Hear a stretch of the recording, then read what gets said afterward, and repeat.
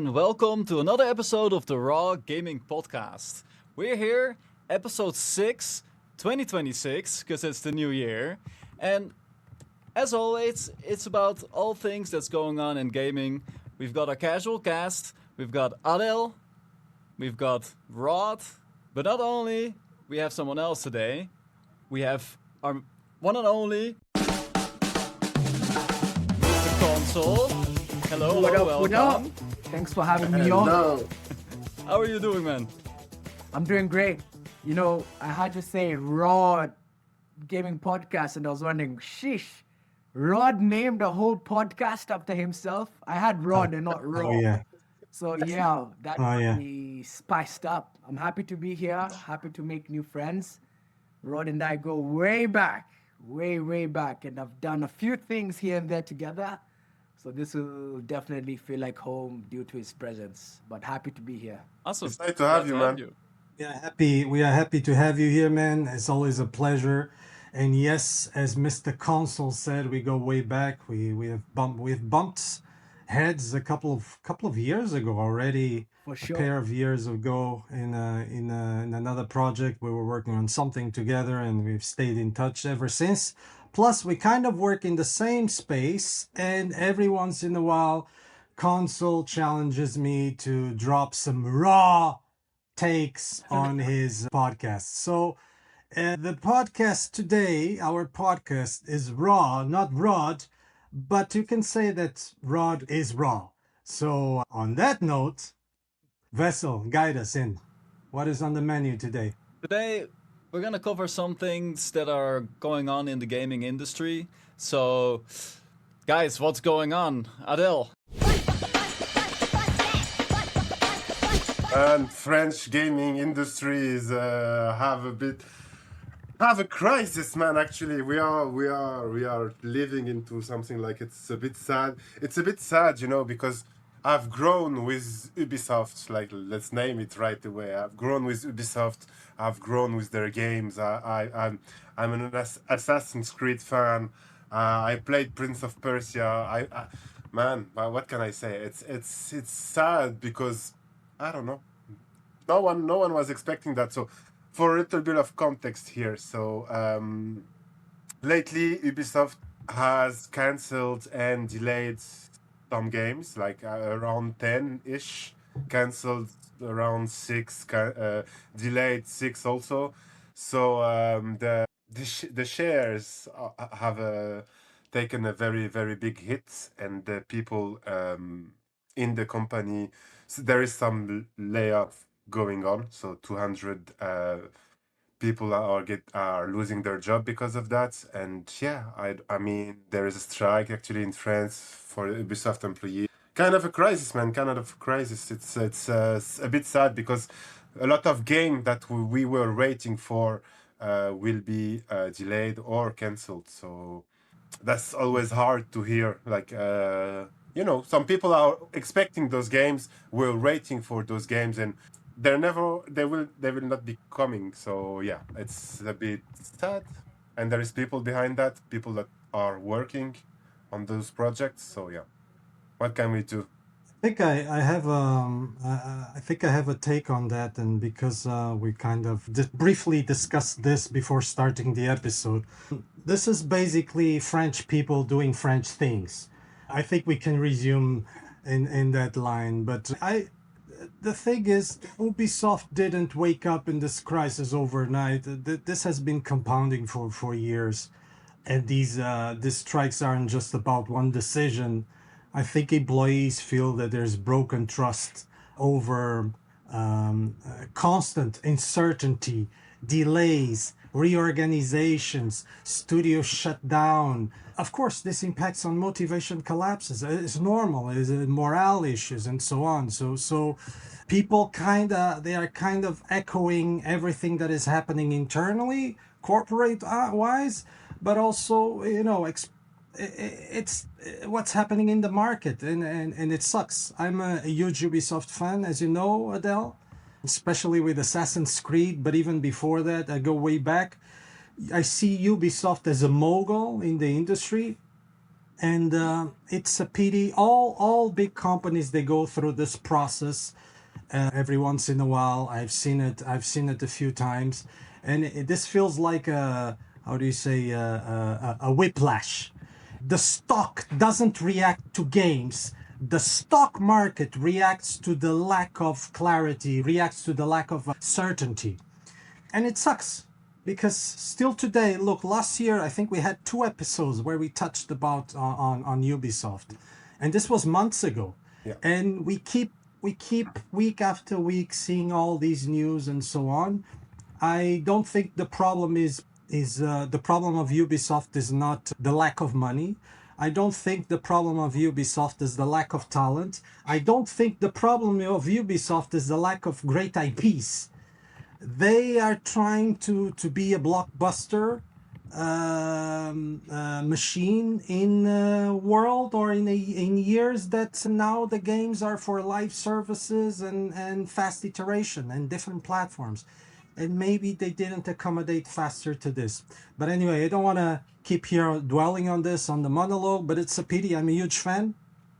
I'm pity of the people. I've mentioned also in another episode, most of my colleagues in the industry, and I have a lot of them working on Ubisoft, but a lot of them have been through this process, and it sucks. It sucks to see this, and it's a pity for the industry. It's a pity for Ubisoft, and hopefully they will recoup faster, because I think we need a strong Ubisoft. So I look forward to see what happens next. Especially for the French. This is the number one French company in gaming. We had a lot of magical IP, man, magical IPs, and the problem is that now they're getting the hate, especially when you see that we touched that subject before on the episode before, but that indie games are doing so great, especially when you see that Clair Obscur Expedition 33 is old people from Ubisoft, and they won everything they could won last year. So it's everything that's adding up, every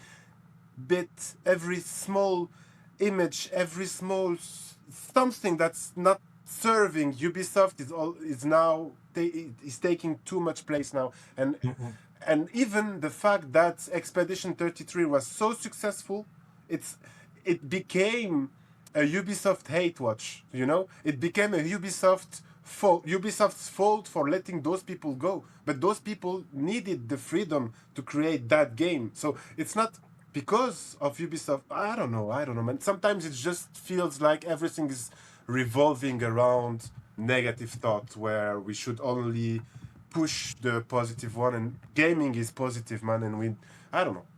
That's my take on it. And I knew you would talk about Clair Obscur. I know you are a huge fan of the IP. I knew you would touch, and it's impossible not to mention it.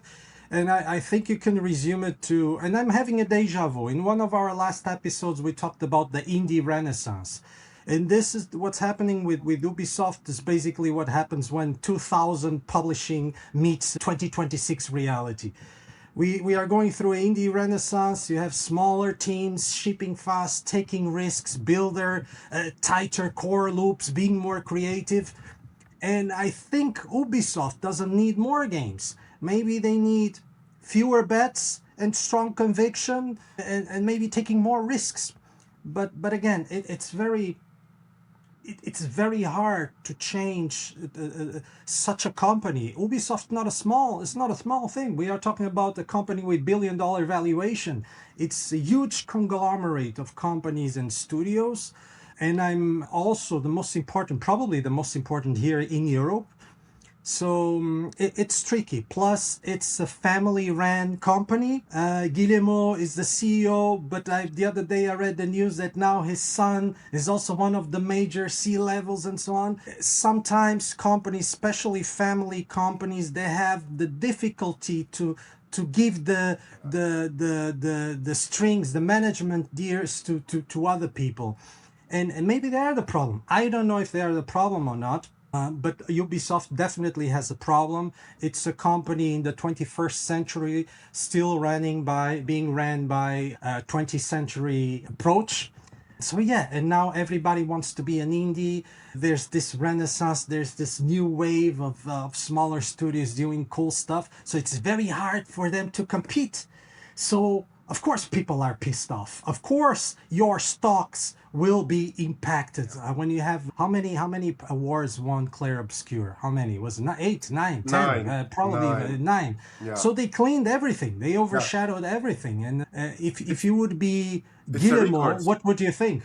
Yeah, it's a record. What Yeah. what would you think if you would be the CEO? Of course. What would people think in the company? Shit, these were our colleagues. We let them go. We didn't bet in this IP internally, and they went out and they launched it, and they cleaned the whole awards show. So, To yeah, me, this it's is a the tricky only one. thing they can really like. It's one of the biggest regret they can have is that it's letting these people go. But Clair Obscur would have never existed under the Ubisoft IP. The problem is exactly as you said. Ubisoft is a million billion dollar company. There is so many people that are expecting games from them. I just take the example of Assassin's Creed. You can understand the whole Ubisoft problem with Assassin's Creed. Assassin's Creed 1 went out in 2007. It was an amazing game. Assassin's Creed 2 was an amazing upgrade of the Assassin's Creed IP. What happened after that is that they tried to innovate, they tried to change stuff. So you have a part of the community that was like, yeah, Assassin's Creed was better. It was better before. It was better with the first one and second one. They're trying to innovate. Half of the community didn't like it, half of the community liked it, and now what? What you do? You cannot you just divided your community by trying to do what they did best is innovate. The innovation after that, because they became so big, was less beautiful, less sexy, less, I don't know, less everything. And so they started being like they have to choose between satisfying their community or innovate, and they cannot do both. And this is for me the problem. But yeah, I'm taking too much time. I don't know, Vessel, MrKonsole, what's your thought, guys?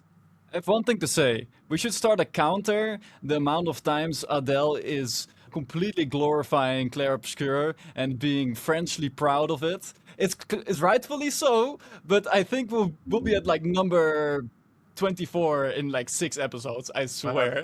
February or Most March likely. 2025, I already called the game You of the called year. it. Yes, I yes, called it. I yes. told you guys. I told you. I don't know what's going to happen in the year. I know there is Death Stranding 2 and stuff like that, but I think this is the one. And Can you I give felt. me the lotto numbers as well? There's Euro Millions next week. Do you know those numbers? I'm sorry, I'm not sharing. I Yeah. would like to hear Mr. Console. He's quite focused. Yeah. He's probably brewing something, but spill the knowledge. What do you think? I know you are big, and I shared with the panel before that you are big on research and you are top of all these news, all these stats, and so on. So, what's your take here? Yeah. Another thing about Mr. Console is that he likes being contrarian. I can definitely hear the argument that points the fingers at Ubisoft and tells them bad boy. But in reality, I don't really think it's a Ubisoft problem. I think this is a studios in the West problem. If we take a step back to November last year, Call of Duty 7 dropped and nobody's even talking about that, right? That game was overshadowed by, I believe it was Battlefield or whatever. And that's just another hint that these teams became way, way too big during that COVID era. So I'm not really looking at it as it's Ubisoft, because when I also read about Square Enix, they're also facing the same problems. They have these games that cost so much, and there's increased uncertainty to make profit on some of these IPs. That's just the reality of the situation. When you think about the legacy titles that Ubisoft loves to boast, they're mostly played on PC and console, which essentially are just monopolized by 7 to 10 titles. So I want to be on Ubisoft's side here. I don't really want to say Ubisoft, your management is bad. Who could have predicted that a team that left Ubisoft would proceed to make a great game? Who would have? Is it odds? Is it luck? Is it lack of management? I'm not really sure. I think at large, Western studios are going to suffer. When we think about the 2023 2024 gaming layoffs, they predominantly happened in San Francisco. They're paying people way too much. The East is also producing really good games that are now flooding into the market that this Western IPs, Western studios have to compete with, at least on a gamer attention level. And it's becoming super hard. When I think about France, definitely I've never been there. The only thing I know about France is that song of Jay-Z and Kanye, that there are a lot of people with my skin color there. But I think In about their Paris. labor laws. It's not easy for Ubisoft to just pivot and restructure their company. They have to adhere to these laws that requires them to keep all these employees, so on and so forth. So I think Ubisoft is nothing but a reflection of the Western gaming industry for AAA studios. It's not really them. And when I'm also to think about 2026, especially for Q3, Q4, if you're releasing any significant title, just cancel it. All the attention is gonna be snatched up by GTA 6. Up Exactly. front, just True. do Is GTA 6 Exactly. coming out? Is In GTA 6 November. coming out? Eventually it will come out. Yeah, I mean, November. But there's yes, rumors I that it agree. will I get agree. extended, Far in the but future, I perhaps. don't blame them canceling titles they don't feel are ready to go to market. I think Yeah. it's wise. I can see Yeah. that this is a problem in the backdrop of European gaming is growing. Last year, there was this Digital Marketing Act that somewhat opened the ecosystem, removing the rails from Apple and Google, and there's this renewed enthusiasm. I don't blame them looking like a failure in this climate that is enthusiastic towards gaming. But at the same time, when I look at big studios who have been failing to develop IP, who have not been going to market like we propagate in our industry, Rod, by building a core community, I just see it as inevitable. I really see it as a very natural restructuring, and you can't blame Ubisoft. We can, of course, talk about indie success. 25% of revenue in 2025 was indie studios. But how many indie studios are being released? There's some indie studios we'll never hear about. There's some games that were released on Steam that never even made the money they had to pay Valve, aka Steam, to upload their game on Steam. You know what I mean? Should Ubisoft start rising because a game on Roblox was built by 3 players? You know what I mean? Should they also start producing a lot of volume and content? It's a really tough climate right now, and I'm not sure I can really say Ubisoft, it's bad luck or you guys are doing it wrong. It's just the Western gaming market at the moment, to me. But I can't agree with that. It's the third time you say the Western gaming market, but I have to disagree. We have great AAA studios in the West, but I agree with you, and you gave the perfect example. You talked about Call of Duty. Who is Call of Duty, man? It's Activision, Blizzard, Activision. Those guys were on top of gaming in the early 2000s. They failed so much, and they now even I mean they're so we are mocking them. It's Blizzard is not it's not the company it used to be. This we're talking about the company that made Warcraft, that made World of Warcraft, that made Starcraft, that made amazing games. Today they are almost I don't want to say dead, almost dead. And the question is how Ubisoft is going to not follow the same path. This is exactly the question because they are facing similar problems, they are facing similar situation, and And the power of indie is that they can just innovate without having to explain why.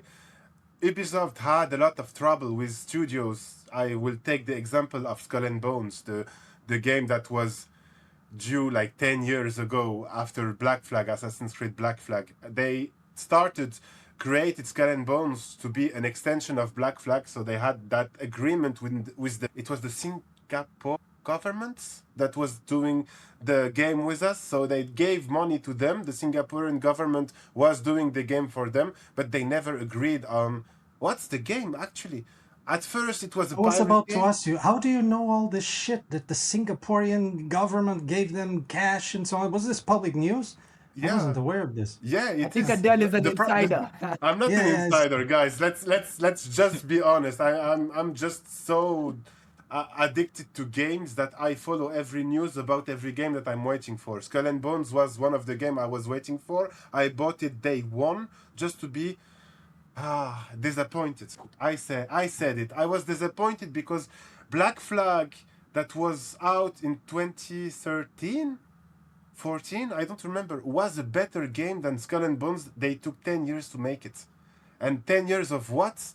10 years of going Look, back and forth and no, you cannot walk outside the boat. Oh yes, you should walk outside. Let's make it multiplayer. Let's make it solo player. Man, the problem is that they don't know what they want and they Yeah. should have a clear idea. let me hop on that, Yeah. and I also think this isn't a geography problem, is an operation models problem. We had you guys probably remember we had Daniel here a few episodes ago, and he's an expert in the Asian market, especially in China. He dropped a lot of inside data on that market, things that you can easily grasp and the things that are really insider knowledge. But one thing is here is clear. Western studios are not failing because they are Western. They fail because they are fat, they are slow, they are overmanaged, and they are terrified of risk. And we can't compete with an industry. Specifically, I remember Daniel mentioned they are super creative, they are not afraid to risk, and they win because they are ruthless in iteration and distribution. The Western studios are optimized for stability. They are not optimized for speed. They are not optimized for the way the markets move and iterate. And of course, then if you extrapolate this for big corporations and indies, when your game needs 5 approvals to change a feature, you're already dead. An indie doesn't need this. An indie, boom, ship, done, done. I also think the Western has a lot of talent, as the East also has a talent, but the West lost urgency. So just saying it's a Western thing. It's just avoid blaming leadership. Players at the end of the day, and everybody can see that Adele is probably the most passionate player that we have here on the panel. But players don't care where a studio is based. They care if the game shows up. They care if the game is creative. They care if the game respects their time. And this is a problem that the studios here and Ubisoft in this case has. Is it's fat, is slow, is super structured, and the way you win in this market right now is not being nicer, meaner, Eastern or Western. Is about being faster, being risky, being creative, and we all know, Yep. not just in the gaming space, across verticals, the competitive advantage right now is being fast. And these big studios, they are known for everything, but speed is not one of them. I mean, but that by For itself sure. also leans into cultural norms, some extent and to some degree, right? One of the quote unquote structural policies that the CEO of Ubisoft wanted to introduce was telling everybody in literally all teams, at least from what I read, that they need to come back to the office. And that caused some sort of union call out, walkouts. Do you think that would happen in China? In China, they work 996, quite literally. And each dev costs almost half the price. I actually think geography is going to start playing a huge role here when it comes to laying off workers. And once again, I'm not really that well versed with French labor laws, But you don't just wake up, look at bloat, and say, I want to cut this bloat, right? In China, you actually can't at the snap of a finger. And from how it's looking, on which spectrum is growing and which one isn't, it actually looks like there's gonna be an increasing rift. One of the quote unquote save me moves that Ubisoft did was selling to Tencent, a Chinese studio, or rather CCP backed studio, whichever way you wanna. Because Yeah, like everybody yeah, is looking at the East to either invest or to just somewhat help them, or Saudi Arabia money, at least from the Western front. I actually think it's a Western problem and it's gonna manifest this year and it's gonna show itself as it is this year, sadly, right? When I think about the titles by Ubisoft, yes, when I was younger, I used to play a few on iPad, but I really can't, at the top of my mind, think of any mobile game they have. Mobile is literally 50% of the gaming revenue pie. Western studios have not been optimized for mobile. They've been optimized for PC and as well as consoles. console. Console hardwares are dead. I don't really care about the Nintendo 2 Switch numbers because that's just, I don't even know if that should even be considered a console. It's expensive, yes, to justify that it's a console, but still, if you compare with the moves that are being made on this other side in comparison to Ubisoft and the West, there's a bit of a problem. Of course, we saw Sweden last year really step up their game. 20% of revenue came from Sweden in 2025. Maybe there's a bit of hope here and there, but a lot of Western studios are either restructuring or forced to restructure. Embracer, EA sold out. Why did EA sell? They literally have a game which they only have to change cosmetics of their players and resell every freaking year. Ah, man. But they Say it. sold Say it out, out loud. Say it. right? I agree with you on that, man. It's worse than the Nintendo 2. I agree with that. That's why they are having like so much bad time. Sorry, I interrupted. I No, let I you mean, finish. it's just the truth of the matter, at least from how I see it, the only independent, quote unquote, public gaming company is now Take Two. The game is not even, who knows if it's going to be released this year, as you somewhat stated, Rod. And it's cost how much? 2 billion? Do you know how much revenue you Even have to more, make man. just to recoup those costs in sales and microtransactions that you inject in your game? It's silly at this point, and whatever's happening just needs to happen. It's healthy, and those who have lean operations are gonna win.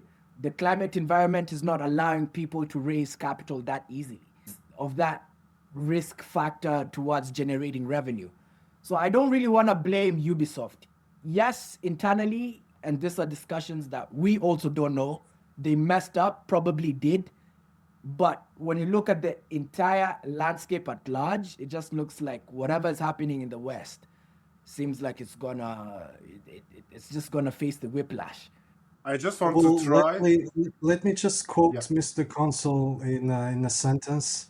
The ones optimized for lean operations are the ones that will win. And this completely, it's textbook of the market. The studios here on this side of the globe are optimized for comfort, not competition. And again, I'm talking about this huge conglomerates, obviously not smaller studios. And in the East, studios they are optimized. They are product led. They are iteration obsessed. They are fast. They take risks and so on. And also, I did this research. I remember perfectly. This was in 2013, and was a research was we were comparing just Western Europe and North America versus Eastern Europe. Was not even Asia. Was just Eastern Europe. And the results of this research, now I won't name the whole research, but something that I remember, this in 2013. Western players, they gave importance to narrative and high quality graphics, everything that is really catchy, that you can really sell, that's really bling bling. And Eastern European players, they didn't care about the graphics. They care about the complexity and the challenge of the game. And that now, if you extrapolate almost 2 decades later, if you extrapolate for between platforms, because you mentioned mobile, Western still treats mobile as a downgrade. Yeah, it's a platform, but it's a downgrade. Asia treats it like the battlefield, because this is where people are. It's everything. It's mobile first there. So of course, this just going in your direction. Yes, our gamers here in the West have a certain appetite for even though mobile is the largest gaming platform, but what you would call as gamers, a certain core of gamers, they still have an appetite either for PC or console, and the studios still prioritize that. While in the East, the studios prioritize where the mass is, and the mass is in mobile. So again, I don't know if this is just a cultural thing, but one thing I know, culture is shaped by decisions, not just geography. And you don't lose because you are just Eastern or Western. You use because you are slow. You are allergic to killing bad ideas early. You sit on the top of the Iron Dome, making pen and paper decisions on projects. And I've been in several studios like this, and it sucks. People still don't know that, or a lot of people neglect that to build a cool game, and the last game that I launched was a premium AA. It's not even AAA, it's a premium double, and took from board, concept board, to release to the market 7 years.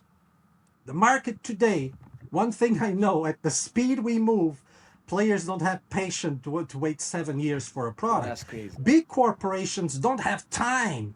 Stock market doesn't wait. Investors don't want to wait. It's too risky to build products like this. Risks that small developers don't care about. They don't have these concerns. That's why small developers adopt AI faster. There's still a movement against AI, In the but West. AI is slowly, mostly in the West, yeah, but it's slowly conquering through indie developers. Indie developers, because they see as a tool, as a platform to quickly scale and move faster and so on. So again, we go back to shaped by decisions, not just, of course, culture, impacts, effects, etc., etc. But at the end of the day, is decisions of larger corporations versus smaller corporations.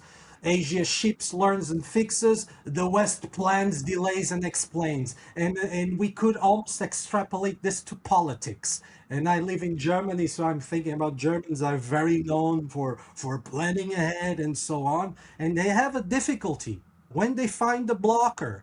They have a difficulty of making this, of improvising. In the East, there's no blockers. There's no. You move ahead. And in other Western countries that are smaller, we could compare them to indie devs.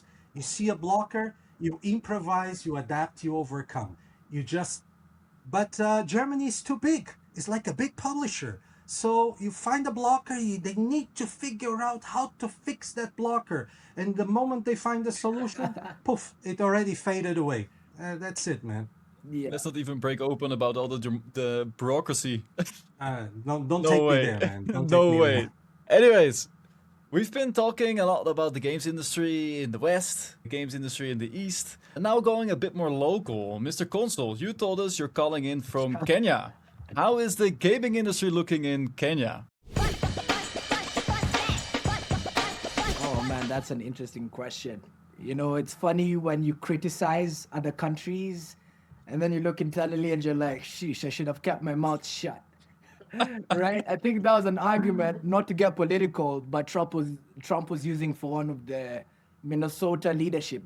Trump was like, yo, you're from Somalia, bro. And I say this because Somalia is just across the corner. Like, what are you doing judging my country? You're from, you know what I mean?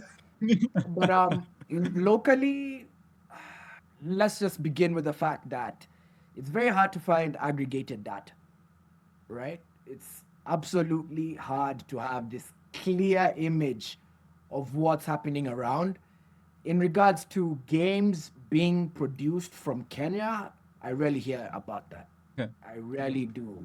If I'm to look at my time zone, that being GMT +3, Turkey is winning because I'm in the same time zone as Istanbul, and there's a lot of activity, especially on the mobile front, happening in Turkey. Across Africa, I would say we're just consumers, mobile fast, and very poor at in-app purchases. To a point, I don't even encourage games to target my demographic. You know what I mean? Unless you're trying to optimize for in-app ads, I don't really know. And I'm not a hater, all right? I'm not a hater. It's just the facts on the ground.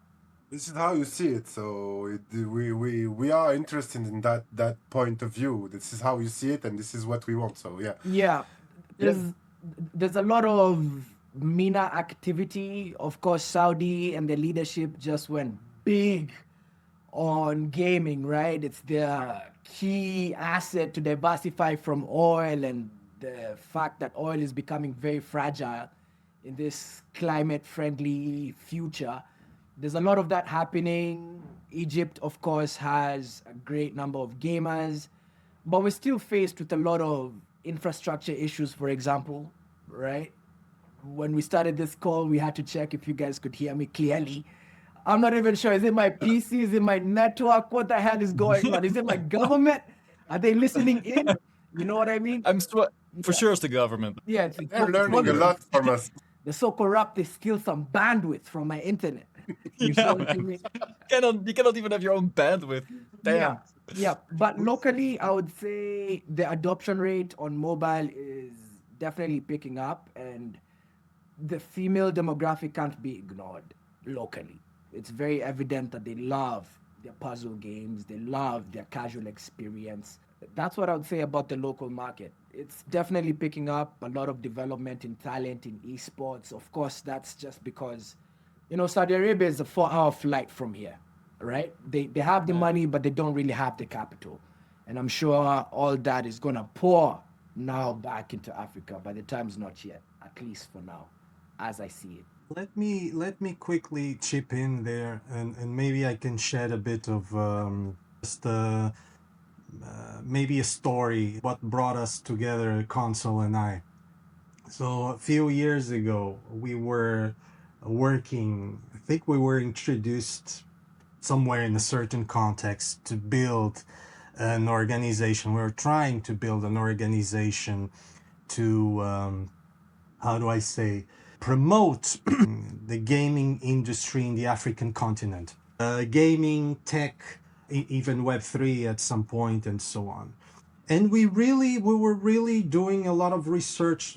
We had a very diverse team, almost the entire continent, or very spread across the continent and the diaspora as well. And the key economy. And we did a lot of research. And one of the things that, as Console mentioned, the lack of data was the huge blocker for us. The lack of infrastructure was a huge blocker for us. The lack of tools was a pain. So Africa doesn't lack creativity, doesn't lack gamers. It lacks infrastructure, it lacks investment. And I remember, because the question was about Kenya, and I remember Kenya, Nairobi is known as one of the largest tech hubs in Africa, and they have a super strong startup culture. And then across the continent is mobile first. Everything it's mobile, is 98% mobile penetration. So there's a huge opportunity there. But again, opportunity doesn't equal demand. But then it's very hard to satisfy this demand, because there's so many blockers that require huge investment, and then investment is attached to governments and politics and so on. So it's frustrating, and at some point we quit it. We quit, and we worked on this for months and months, and at some point we quit because it was painful. was frustrating for us. Yeah. Then the outcome was also frustrating, but we had to stop. And yeah, it is. So Yeah. just sharing here a side story how we came across together, trying to build this, and Let we me- failed. yeah. Another battle story. Let me add to that. You know, whenever people from the outside look at Africa, I think in their mind they picture Africa to be resembling China, right? And that's not the case. Africa is super diverse. Within my country alone, there are 42 tribes. That's one country. It's a 3-hour flight to Nigeria or South Africa. That's probably another 1,000 tribes. It's very fragmented, right? It's not like China, where essentially your entry is through one government. Of course, China is a little bit decentralized, right? They have their local government, so on and so forth. But penetration to Africa is this country, that country, localized here, localized there. It's not like Brazil, you know. It's not that consolidated, and I think that by itself is also a massive bottleneck. It's a big item for a lot of studios to be cautious about when it comes to Africa. For now, I hope. For now. Let's Oh, see what yeah. the future brings. Super interesting. You said that the whole Western gaming industry was going to maybe follow the same path. Yep. So I just need to say it, man. I need to let Unless they this out change, of me. they're gonna follow the No. same path unless they change. Let me add that. It's not Before even you that. grill me. They can, man, they can die. For all I care, all the studio can die. All I want is we need GTA 6. So we need that game, and we've been waiting for 15 years. There are people that are waiting to play GTA 6, and they are less than 15 years old. So you know, it's a bit weird here. Second stuff I wanted to say is we need to protect at all costs Larian Studio, creator of Baldur's Gate 3, and CD Red Project, the guys that are behind Cyberpunk and Witcher. They are preparing the Witcher 4 game. So let's just hope that Witcher 4 is amazing. And then we can talk about the downfall of Western Studio. Everything you want. We just need Witcher 4 and GTA 6. And you will tell me GTA 6 is from Asia, and I agree with that. But yeah, we need those two games, and then after that, indie can take it all. I don't mind. Yeah, I mean, speaking of, is it Larian as you've pronounced it? That Yeah. studio by itself is very anti-AI, right? At least from Yeah. what some of those devs are saying, and this Yeah. by itself just highlights the mindset of not wanting to European. embrace technology Yeah, early. I know. There's a huge I agree. contrast, and it's sadly geographical, where in the East, AI is looked at a little bit like a magical tool to guide creativity, whilst in the West, it's looked at as The devil, stuff is man. flop, it's gonna take away jobs. So that Yeah. studio with their Divinity game that's set to release is still looking at things, in my opinion, backward, right? Because at the end of the day, I agree. the gamer doesn't care. And for us, we actually shouldn't care. I don't really care if it's the East, West, North, South, Central that wins. As long as we have good experiences on our side, that's all that matters. Speaking of CD Red Project, if I'm not wrong, they bought this PC distribution platform, which I think is a really good move. Bug? Yeah, GOG. yeah. They That's they exactly just it, they right? just they just sold it back to the original founder. What? Oh, they resold it? That must Yeah, have yeah, yeah. been Really? money laundering. So the founders, they were also investors in on GOG. Then GOG was merged in the holding of CD Projekt Red, and but they were doing their own thing, and they are a fairly known marketplace. But now the original founder left CD Projekt Red and reacquired GOG, so GOG is now independent again. But they continue working together. There's no bad blood. They just decided they want to do their own thing and so on. I read the news about it, and I know them well because I've worked with CG Product Red. With CD Projekt Red, we had a project at some point. It's nice fellows from Poland. Yeah. Okay. Anyway, I wanted to My praise Polish them brothers. for that move because the name of the game in 2026 is distribution. Majority of the games that are winning on Steam are actually even made by Valve itself. CS:GO, Dota, you name it. So I wanted to praise them for that move because that's a really key move of Yes. owning distribution, and platform power is real. It can't be ignored. But now that they've sold it back, let's see what their fate is. Because I also hear this. If there is no bad blood, if there is no bad blood and they have like still good contacts, it's still okay. But I don't remember the game. Actually, I read an article recently. It was last week that said the game that made the most money on Steam is not even a Steam game. They won the most money thanks to an indie game, and and Which game and I is find that? that disgusting. I don't remember, man. Let me just check it out. That's interesting because the most downloaded is CS:GO. So Yeah. So CS, it's them. yeah, CS, it's all about Valve, all about Steam, everything. It's every penny that goes into CS goes into their pocket. But what game was it? It was a small game that made so much money that it was the game that made the most money on Steam that year, last year. So 2025, most, what can I write? most earned game. Let me brainstorm. Let me test my memory here. Most earned game on Steam last year. Was it indie? I think it was, but maybe it's Civilization. Oh no, it can't. It's be. not indie. I Because we don't I even have- found 2 articles on Civilization. The games that really killed it last year, Battlefield, Right. of course.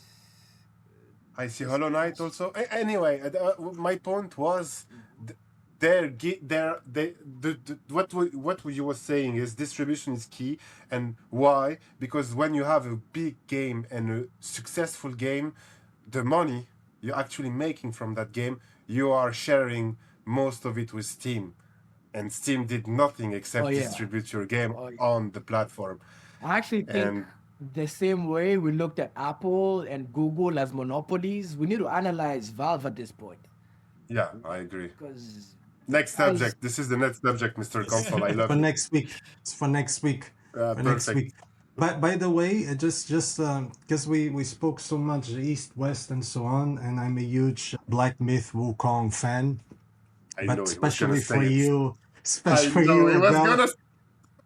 there's a new game, man. You should watch. Chinese, they will destroy the market with the creativity. There's a new game coming in. I just bumped into the game yesterday. It's called The Whisper of Fall. I don't know the original name, man. And I've seen the trailer, and it's a mix between. It looks like Assassin's Creed, Black Myth, and it's man, the game looks really dope. I will try to find the trailer and Is it- and I will is it share it with you Soul-like? guys. It's worth it. because we've also It's- since Black Myth Wukong had this explosion of soul-like games, the same way there's this explosion of co-op horror. It goes in this direction. By the way, Black Myth Wukong already has a sequel, but this is another game because China has so much folklore, so much Yeah. history, and so on. And this is very unknown in the West. So when we see something coming from there, people are already excited and so on. But the game is looking dope. But maybe I will share the trailer with you guys. But anyway, I don't want to. We need some topics for next week. Let me see if I can. I was asking Grok for some help. Today he was not very helpful with the joke. So console is still a virgin in our show. But in every episode we have a segment called The Lame Joke. And the lame joke, plays a little bit with stereotypes and so on. So I just asked Grok. He was not very helpful, so please bear with me. I will try my best. So a Portuguese, a Dutch, a French, and a Kenyan walk into a bar. The Portuguese orders a super bock, it's aka a beer, and says, "We'll figure it out later." The Dutch asks for the bill up front. The French complains, the beer is better in Paris. And the Kenyan says, "Relax, I will pay with M-Pesa." And that's it. Is it? But they don't know the stereotypes, so maybe I didn't pronounce well and so on. But I have another one. Maybe this is actually interesting. I Whoa, was about second to one. use this one. I was about But to our use friends this one. don't So a even know what Portuguese, a M-Pesa Dutch. is. Exactly. So maybe they will go with this. So a Portuguese, a Dutch, a French, and a Kenyan walk into a bar. I'm the Portuguese, still explaining the vision. The Dutch is checking for the costs. The French is obviously criticizing the execution. And the Kenyan already launched it on mobile. Because of what? Mobile first in Kenya. Okie Let's dokie. go. Yeah. Let's go.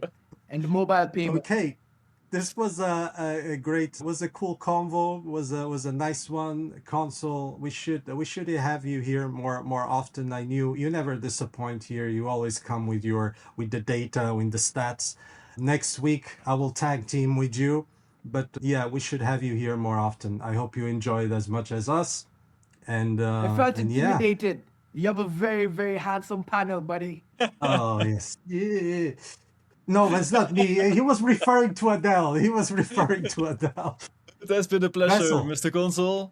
Thank you very much, and we'll for sure catch up another time. Guys, thanks a lot. MrKonsole, it was amazing to hear from you. I'm sorry I could speak for at least 3 or 4 hours more about Ubisoft, but yeah, I contained myself. I'm happy. It's the passion. 3 hours, Yeah. croissant, Oh. baguette. Guys, I forgot to bring my sunglasses because now there is a meme going on. All French people are supposed to wear sunglasses and say, "For sure. For sure." This sounds You me didn't see very that? familiar. This sounds me very familiar. Must be your I favorite don't meme. know. Our president had an intervention in English and for sure. Yes, Macron. Yeah, I remember. Yes, true. It's true. I see it We should everywhere, bring- so I had to say we it. We should bring this to next week. Anyway, thank you so much. Catch you soon and see you soon for another cartoon. Take care. Bye, guys. Ciao, ciao. Hey, Bye-bye. bye bye.